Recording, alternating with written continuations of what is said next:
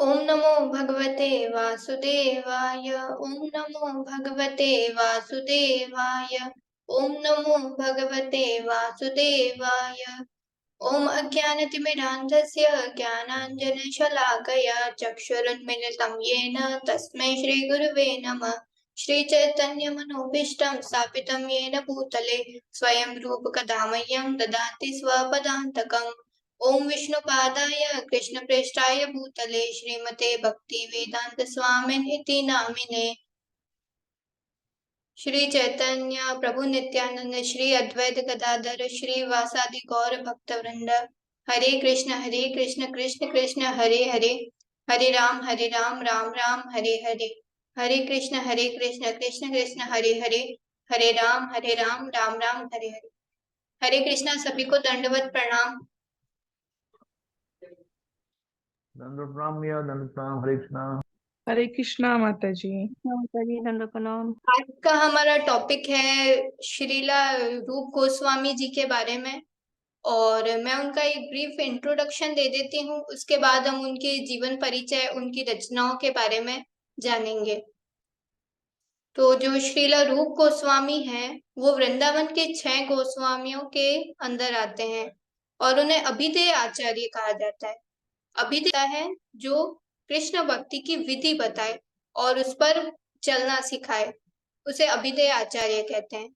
उनका जन्म कर्नाटक के दक्षिण भारत के सारस्वत ब्राह्मण वंश में हुआ था और उनके पूर्वज यजुर्वेद शाखा के भारद्वाज थे।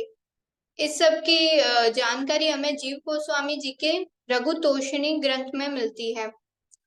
और इसी समय उनके जो माता पिता थे कुमारदेव और रेवती, वो पूर्व बंगाल के जयपुर जिले में रहते थे और उनके 5 पुत्र हुए, जिनमें से 3 पुत्र अमर, संतोष और वल्लभ आगे जाकर कृष्ण भक्ति में प्रगति करेंगे।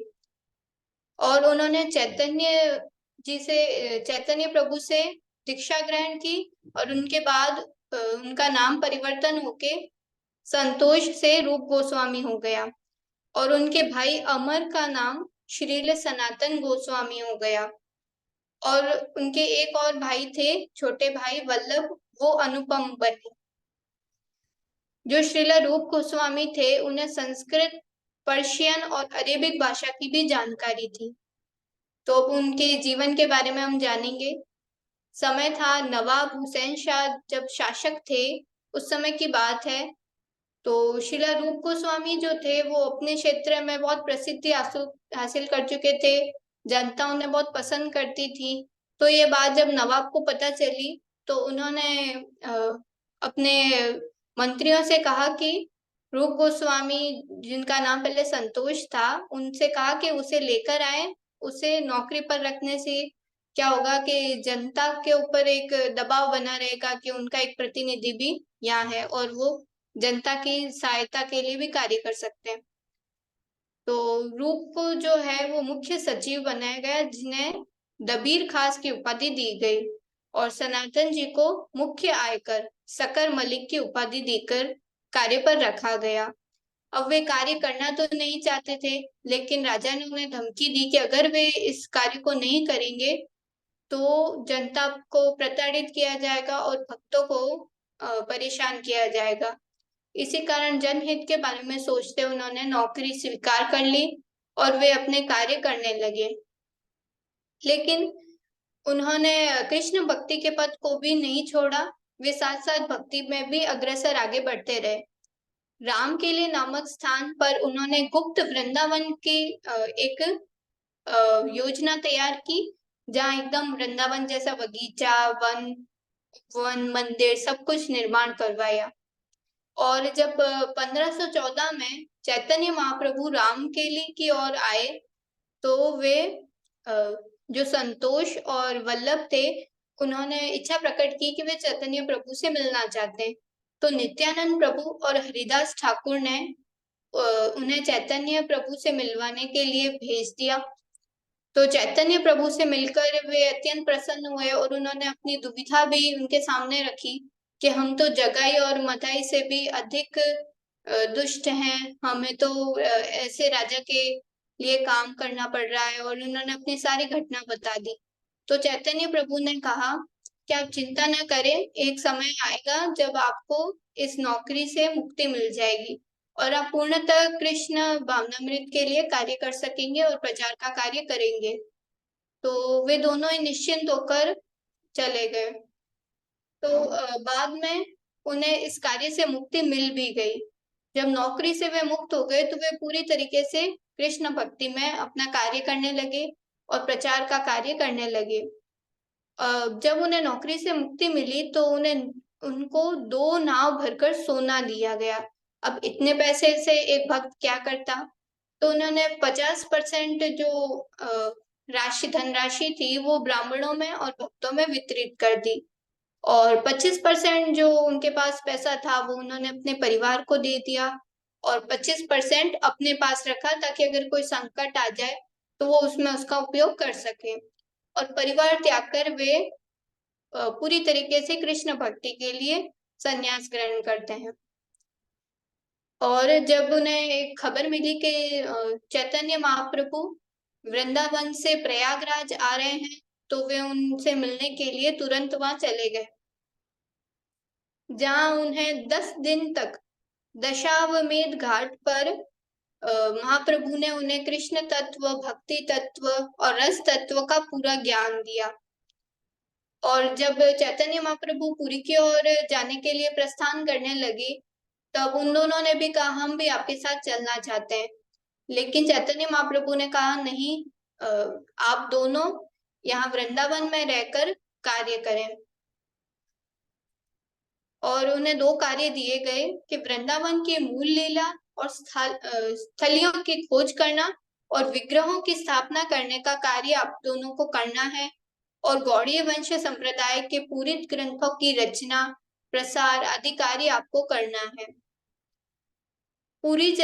लेकिन जब उन्हें काफी समय बाद लगा कि हम अपना कार्य निरंतर रूप से कर रहे हैं, तो उन्होंने सोचा कि हम चैतन्य महाप्रभु के दर्शन करके आए पुरी जाकर। तो वो पुरी जाने लगे तो रूप गोस्वामी और वल्लभ साथ में गए, और वल्लभ की वहां रास्ते में ही मृत्यु हो जाती है। आगे चलकर जब वो पुरी पहुंचे तो उन्होंने ललित माधव और विदग्ध माधव 2 रचनाओं को चैतन्य महाप्रभु के सामने प्रस्तुत किया, और जिससे चैतन्य महाप्रभु बहुत अधिक प्रसन्न हुए, और उन्होंने वापस कहा कि वे वृंदावन जा रहे हैं, तो उन्हें वापस वृंदावन के लिए रवाना कर दिया। लेकिन वृंदावन आकर भी उनका मन अत्यंत दुखी रहता था कि हम अपना कार्य ठीक प्रकार से नहीं कर पा रहे हैं। हमें विग्रह स्थापित करने के लिए कहा गया था, लेकिन हमने अभी तक ज्यादा कुछ कार्य किया नहीं है। तो वहाँ एक छोटा बालक आता है, वो उनसे पूछता है कि आप क्यों दुखी हैं और आप हमें अपना दुख अपना बांटिए हमारे साथ। तो वो उनसे सारी बात बता देता है कि क्या क्या हुआ है। तो बालक उनसे कहता है कि यहाँ एक पहाड़ी है और आप वहां जाइए, उसके नीचे गोविंद देव जी की मूर्ति है और उसे बाहर आप निकाल दीजिए, क्योंकि जब मुगलों का समय था तो उस मूर्ति को वहां छिपा दिया गया था ताकि उसे नष्ट ना किया जाए। और वहां एक गाय आती है जो प्रतिदिन अपने दूध से उनका अभिषेक करती है और जिससे उन्हें भोग प्राप्त होता है। तो एक बार तो रूप गोस्वामी जी को बिल्कुल भी विश्वास नहीं हुआ। उन्हें लगा ये छोटा सा बालक बोल रहा है, तो क्या पता झूठ बोल रहा हो, मजाक कर रहा हो। लेकिन वो जब अगले दिन वहां पहाड़ी पर गए तो उन्होंने देखा कि गाय अपना दूध वहां प्रवाहित कर रही थी। तो उन्होंने गांव वालों की सहायता लेकर उस पहाड़ी को खोदना शुरू किया। तब उन्हें उसके अंदर से गोविंद देव जी की मूर्ति मिली। तो उन्होंने बहुत प्रसन्नता के साथ वहां गोविंद देव जी की स्थापना की और नित्य पूजा का कर्म करते रहे। जब औरंगजेब का समय आया तो वापस ये संकट आ गया कि मूर्तियों का खंडन किया जा रहा है। तो वहां वृंदावन से मूर्ति को जयपुर लाया गया, और जयपुर में आज भी गोविंद देव जी का मंदिर है।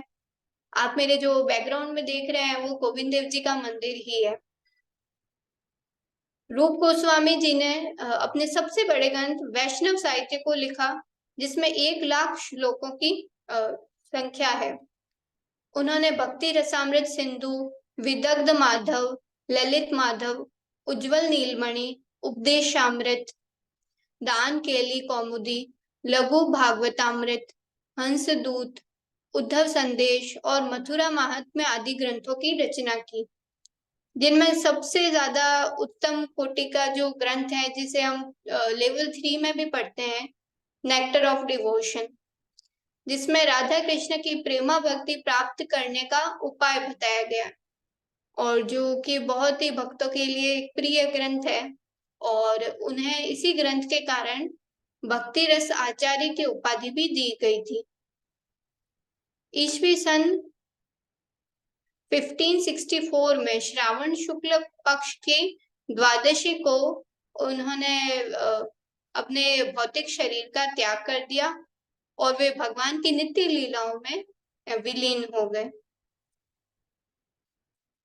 इस प्रकार हमने जाना कि उनकी रूप गोस्वामी जी का क्या घटना रही जीवन में, कैसे चैतन्य महाप्रभु ने उनका सहयोग किया। चैतन्य महाप्रभु के वो अत्यंत प्रिय शिष्य थे, उनके पार्षदों में उनकी गणना की जाती है, और उनकी रचनाओं के बारे में हमने आज जाना, और उनके जीवन परिचय से हमें काफी कुछ सीखने को मिलता है कि जैसे हम कोई भी काम करते हैं तो हमें ये नहीं सोचना चाहिए कि ये काम तो ऐसा है जिसमें भक्ति नहीं है, तो ये काम हमें नहीं करना चाहिए। तो वैसा नहीं सोचना चाहिए, अपना कार्य पूरी निष्ठा के साथ करना चाहिए, और साथ साथ में भक्ति को भी निरंतर करते रहना चाहिए। हरे कृष्णा। मैं अपनी वाणी को यही विराम देती हूँ। हरे हरे कृष्णा माता जी, बहुत धन्यवाद। जी सुंदर बहुत माता जी, सुंदर। बहुत ज्ञान हो चुका। हरे कृष्ण। हरी बोल माता जी, बहुत सुंदर। बहुत सुंदर माता जी। हरी बोल माता जी, बहुत सुंदर।